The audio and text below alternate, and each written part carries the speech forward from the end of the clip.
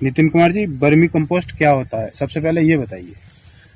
सुख भाई, vermi compost एक जैविक खाद है जिसमें पौधे को उपजने लायक सभी तरह के माइक्रोन्यूट्रिएंट्स पोषक तत्व उपस्थित होते हैं। ये इसका रॉ मटेरियल क्या है? इसमें विशेष तौर पर गाय का गोबर और भैंस का गोबर और फसल अवशेष, पशु अवशेष हम यूज़ करते हैं, जो भी एक तरह से वेस्ट मैनेजमेंट का काम करते हैं। और जो बाज़ारों में हम सड़ी गली सब्जियां देखते हैं उसमें भी उसको भी डिकम्पोज करने का काम करते हैं। अच्छा, ये कहा जाता है कि इसमें खट्टी चीज़ें रॉ मटेरियल के यूज में इस्तेमाल नहीं होती, क्या ये बात सही है? जी हाँ, इसे केंचुआ खाने से बचता है और केंचुआ में प्रॉब्लम भी होती है, हो सकता मैक्सिमम केंचुआ इसमें मरता है। जी, आप जो वर्मी कंपोस्ट बनाते हैं जी, उसके लिए रॉ मटेरियल आप क्या यूज करते हैं? हम गाय का गोबर, भैंस का गोबर, वैसे तो हम कोशिश करते हैं हमें गाय का गोबर मिले, लेकिन यहाँ गांव में मैक्सिमम मिक्स गोबर मिलता है, गाय का, भैंस का। और फसल अवशेष जो बाज़ारों में सड़ी गली सब्जियां मिलती हैं वो हम मंगा लेते हैं, उसका। अगर कोई नया किसान इस कारोबार को, बिजनेस को करना चाहे जी, तो कितने खर्चे से उसे शुरू कर सकता है? कम से कम कितना पैसे की रिक्वायरमेंट इसमें होती है? देखिए, पहली बात तो हम कारोबार की दृष्टि से देख के चलें तो एक अच्छा काम है, नेक काम है। इसमें हम अपने किसान भाइयों को भी सहायता कर सकते हैं। और कारोबार की दृष्टि से नहीं बनाना किसी को, तो कोई किसान अपने लिए स्वयं भी बना सकता है। वो अपनी फसल के लिए एक तरह से जैविक का काम करेगा और अच्छा उत्पाद देगा तो अपने देशवासियों को अच्छा खिला पाएगा। और अगर हम बिजनेस के तौर पर देखें तो अब हम इसमें रिवर्स कैलकुलेशन करते हैं। हम ये देखते हैं इसमें हमें कितने रुपए कमाना चाहते हैं मंथली। जितने रुपए कमाना चाहते हैं फिर वहाँ से हम रिवर्स कैलकुलेशन करके चलते हैं कि हमें शुरुआत में मिनिमम कितने बेड बनाने चाहिए और कितनी जगह की रिक्वायरमेंट होगी।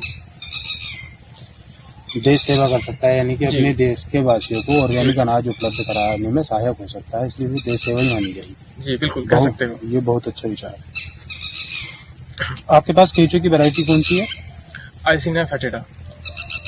इसकी कोई विशेष पहचान है? जी जी, ये इस तरह से देखने में लाल कलर का होता है और ये कोई से भी टेम्परेचर में सर्वाइव कर जाता है। एक तरह 40-45 डिग्री से लेकर और माइनस तो नहीं जाता, समथिंग 8-10 डिग्री सेल्सियस तक सर्वाइव कर जाता है। अगर इस प्लांट को लगाने में खर्चों की बात करी जाए तो कौन कौन सी ऐसी चीजें हैं जिन पर खर्च होता है? जी, मेन खर्च तो गोबर का है और केंचुए का वन टाइम इन्वेस्ट है, एक बार खरीदना पड़ता है, फिर वही केंचुआ हमें बढ़ा लेते हैं।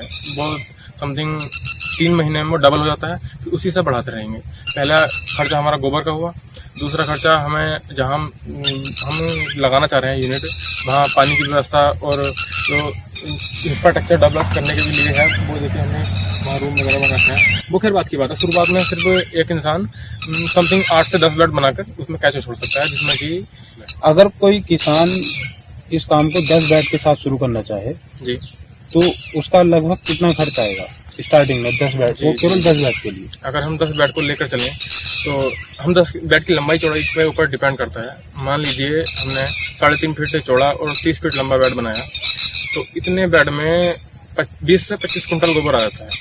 10 बेड में लगभग 200 से 250 कुंटल गोबर की खपत हो जाएगी।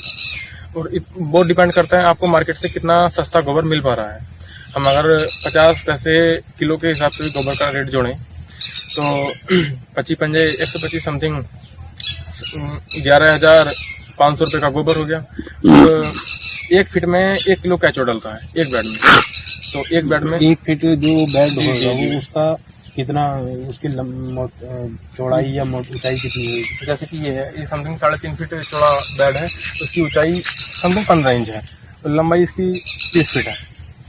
तो इतने बेड में 30 किलो, इतने लंबे बेड में 30 किलो केंचुआ डलता है।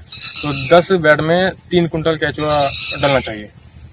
केंचुए का प्राइस क्या होता है? जी, हम केंचुआ 250 रुपये किलो देते हैं।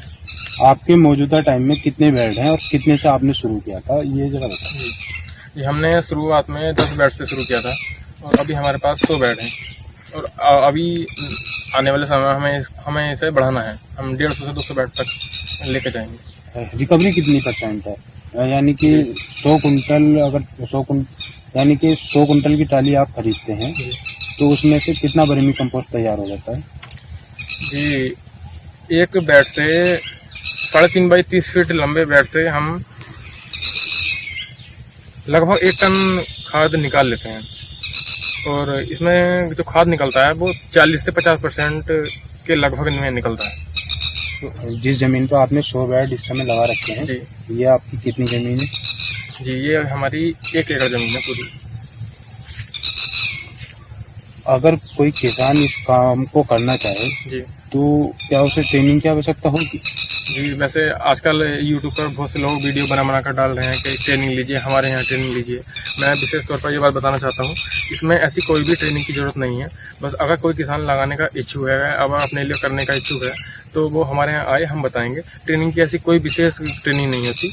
हम जो भी थोड़ी बहुत गाइडलाइंस बताते हैं उसी से वो किसान अपने लिए बना सकते हैं। आपने कहीं ट्रेनिंग ली थी?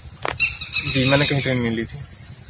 वर्मी कंपोस्ट तैयार करने के अलग अलग मॉडल है। जी। जैसे ग्रो बैग में भी वर्मी जी। कंपोस्ट तैयार होता है, कुछ पतले बेड बनाते हैं, पतले जी, जी। बेड बनाते हैं, और एक ये आपका वाला मॉडल, एक ही आपका मॉडल है।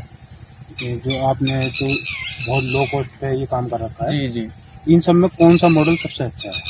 जी, एक तरह से देखा जाए तो जो विंडो मेथड ये हमने जो बना रखा है, इसे विंडो मेथड कहते हैं। ये मेथड बिल्कुल बेस्ट है वर्मी कंपोस्टिंग के लिए। बनाने के लिए लोग चोको का चिनकर जो पक्के बेड बनाते हैं उस तरह से बनाते हैं। बहुत से लोग गड्ढा खोद कर बनाते हैं, वो सब भी सही है। लेकिन हम इसमें प्लस पॉइंट हमारे ये है, इसमें एक तो हवा पास अच्छा होता है, वायु का आवाजान अच्छा होता है। और इसमें ज़मीन पर ही बनाते हैं तो लो कॉस्ट होती है, इसमें ज़्यादा पैसे का खर्चा नहीं है। और दूसरी बात, हम पक्के बेड बनाते हैं तो उसमें ऊपर से छाया भी चाहिए, और ताकि पानी ना भरे। उसमें पानी भरने का दिक्कत रहती है, गड्ढे वाले में पानी भर जाता है तो कैचो मरने का प्रॉब्लम रहती है। ये सबसे बेस्ट तरीका है वर्मी कंपोस्ट बनाने का। मान लीजिए कोई किसान ट्रेनिंग लेना चाहता है, जी उसका मन है खुद का, मैं पहले ट्रेनिंग लूँ और उसके बाद ये काम जी शुरू करूँ, जी तो आप ट्रेनिंग प्रोवाइड करा देंगे उसको? जी, अगर कोई किसान ट्रेनिंग लेना चाहता है तो हम उसको पूरी हेल्प करते हैं बताने में। कोई भी किसान अगर वर्मी कंपोस्टिंग करना चाहता है तो हमसे संपर्क करें, हम उसे पूरी हेल्प करेंगे बनाने में। वर्मी कंपोस्ट खाद का इस समय प्राइस क्या है?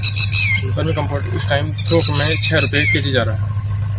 और अगर कोई किसान माल तैयार करके आपको देना चाहे तो आप खरीद लेंगे? जी सर, हम खरीदते हैं। उसका किस रेट पर खरीद लेंगे?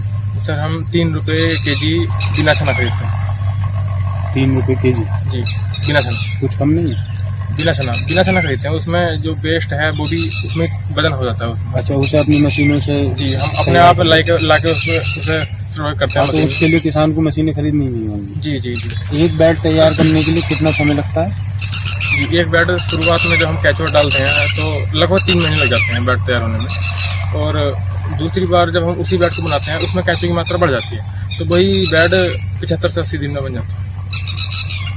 अगर कोई वीडियो देखकर आपसे कांटेक्ट करना चाहे तो आपका कोई फ़ोन नंबर है? जी, मेरा नंबर है 97 56 68 26 79। इसमें मशीन क्या क्या लगती है?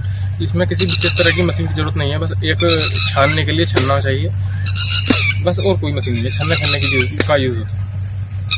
अगर आप पैकिंग करना चाह रहे हैं तो उसमें सिलाई मशीन वगैरह और ऐड हो जाती है, बस छानने के लिए ही चाहिए मशीन।